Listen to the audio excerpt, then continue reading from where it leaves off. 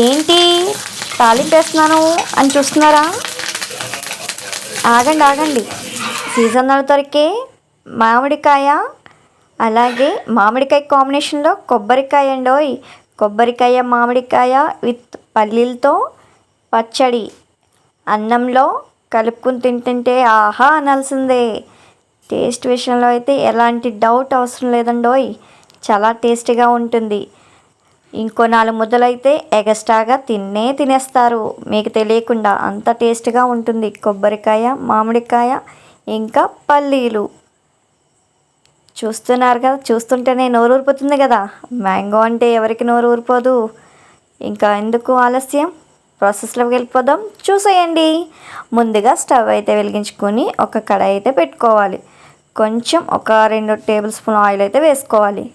కొద్దిగా పల్లీలు అయితే వేసుకొని దోరగా వేయించుకోవాలి. చూస్తున్నారు కదా, వీడియోలో చూపించినట్లయితే వేయించేసుకొని మనం మిక్సీ జార్లోకి అయితే తీసేసుకోవాలి. ఇప్పుడు 4 లేదా 3 పచ్చిమిర్చి అయితే తీసుకోవాలి. వీటిని కూడా ఆయిల్లో వేయించుకోవాలి, మంచిగా వేయించుకోవాలండి. చూస్తున్నారు కదా, ఈ విధంగా వేయించుకొని వీటిని కూడా మనం మిక్సీ జార్లో వేసుకుందాం.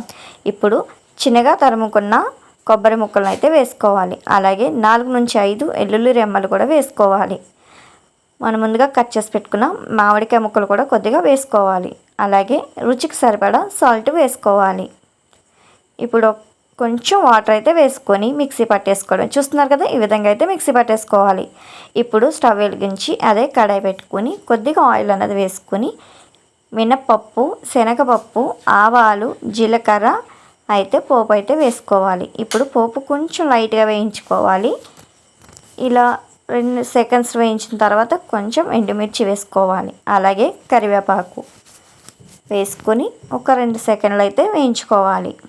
ఇప్పుడు ఇందులోనే లైట్గా కొంచెం ఇంగువ అయితే వేసుకోవాలి. ఇప్పుడు మామిడికాయ మనం పచ్చడి అయితే పెట్టుకున్నాం కదా, మిక్సీ పట్టుకున్నాం కదా, ఆ మొత్తం కూడా వేసేసుకోవాలి తాలింపులో. చూస్తున్నారు కదా, ఈ విధంగా పోపు మొత్తం కూడా పచ్చడి మొత్తం కలిపేటట్టు ఒక 2 సెకండ్లు అయితే స్టవ్ ఆన్లోనే ఉంచుకొని కలిపేసుకోవాలి. ఇంతేనండి, మన కొబ్బరికాయ, మామిడికాయ, పల్లీలు పచ్చడి అయితే రెడీ అయిపోయింది. వేడి వేడి అన్నంలో అలా కలుపుకుని తింటుంటే మనకి తెలియకుండానే ఇంకో 4 ముద్దలు ఎక్స్ట్రాగా అయితే తినేస్తాం. ఫస్ట్ టైం మన ఛానల్ చూసినట్లయితే లైక్ చేయండి, షేర్ చేయండి.